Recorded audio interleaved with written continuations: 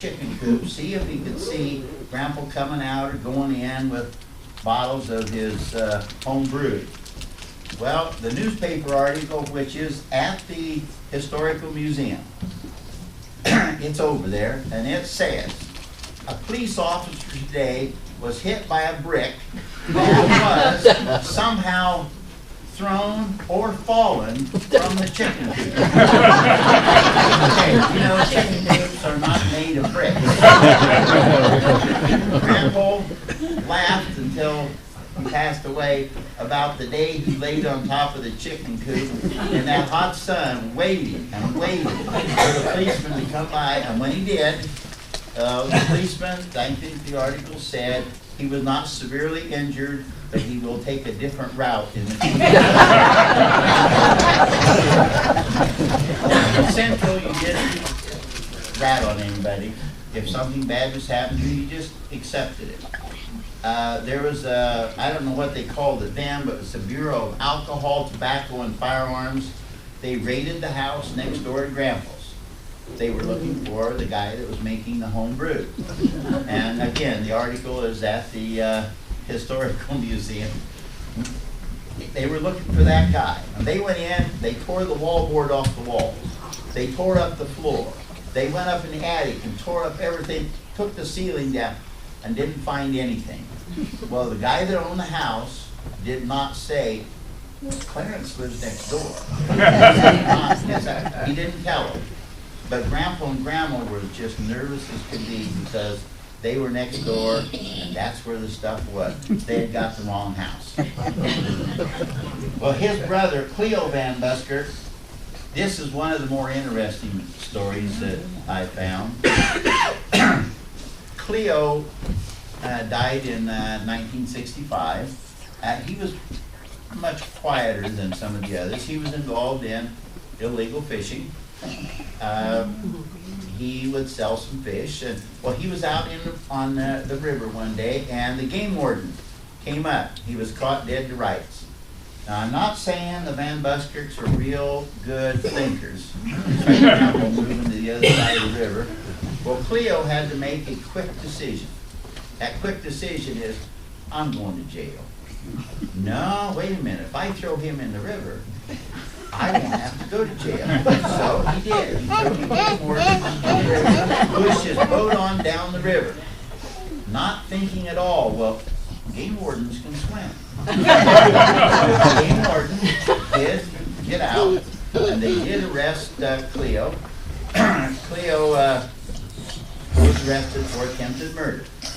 They released him and they were going to set a hearing date. They would notify him when the hearing was. Well, 25 years later, Uncle Cleo got arrested for drunk driving. And he went to court, and by then he'd had cancer and he had some problems, and he had the hole in his throat, where he had to talk through the hole in his throat. And the judge said, Cleo, you've been in a lot of trouble. Yes, sir, I have. So, well, wait a minute. There's a charge here for attempted murder. Yes, sir, there is. Well, that was 25 years ago. What? And the reason I know this, my Aunt Verla had to go with him because he didn't speak well, and she was in court with him. And so the judge said, well, what happened? That's 25 years ago. I'm still waiting for the hearing. Those are true stories. The one who's the most famous person from Central Addition, George Ace Albertson. Most famous. You can, I'm going to just read something here about him, and then I'll tell you the real story of Ace Albertson. George Ace Albertson family was a typical family of those living in Central Addition. In the 1920 census, George, known as Ace, his wife Mabel, and their 5 children, ages 12 to 11, Bessie, Cecil, Lawrence, Leslie, and Hollis. And I happen to knew Lawrence, Leslie, and Hollis personally. And remember, Hollis was very active in the A Club at the high school until he passed away. They were living on Newton Street in Central Addition. Ace was a coal miner in the mines near the town of Bidwell, west of Ottumwa. Born in Ottumwa, Ace had probably settled in Central Addition sometime between 1910 and 1912 after returning from living in Montana. Ace's brother James was a coal miner also, and his wife, and they had 4 children, and they lived just a couple doors away from Ace. Ace owned his home, and he had no mortgage.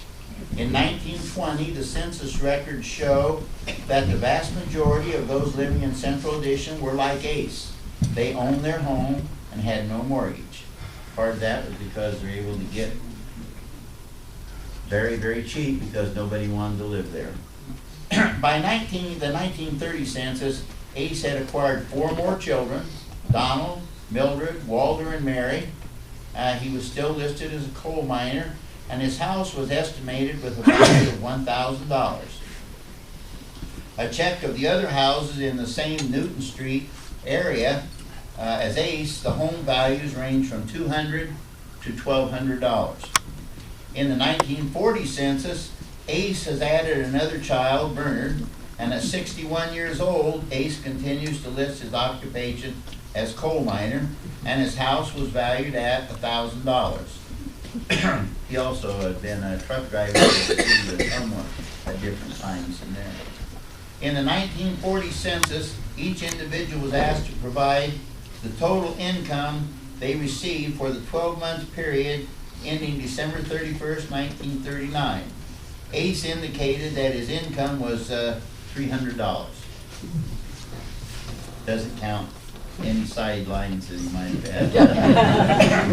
One of the largest incomes in Ace's neighborhood was that for George Shields, who lived a couple doors down from Ace. Shields said he was a laundry operator in the packing plant, and that his 1939 salary was $1,248. 2 of Ace's neighbors indicated they were renters. One renter, Everett Chadwick, indicated that his monthly rent was $8 for his home and his wife and 9 children. Another renter indicated a monthly income of a monthly rent of $3 a month. That's the part that you hear that the history books record about Ace Albertson. Now, I'm going to tell you a little more, and if there's any Albertsons here, don't get mad. This is what I heard, and Ace hid in our house, so I know some of this is true.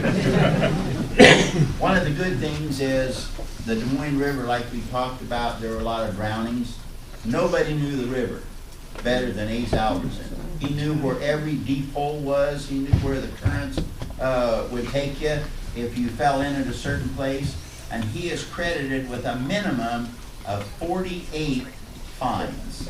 That means the people who had drowned, he found 48 of those people so their loved ones could put the situation to rest. So he was very skilled. He was also a skilled fisherman. I don't know if they didn't have worms for hooks back then or what, but you knew when Ace was fishing because you could hear it. And he used dynamite. Now, I don't know if anybody ever fished with dynamite before or not, but it's not like where you throw your hook in the river and you can wait.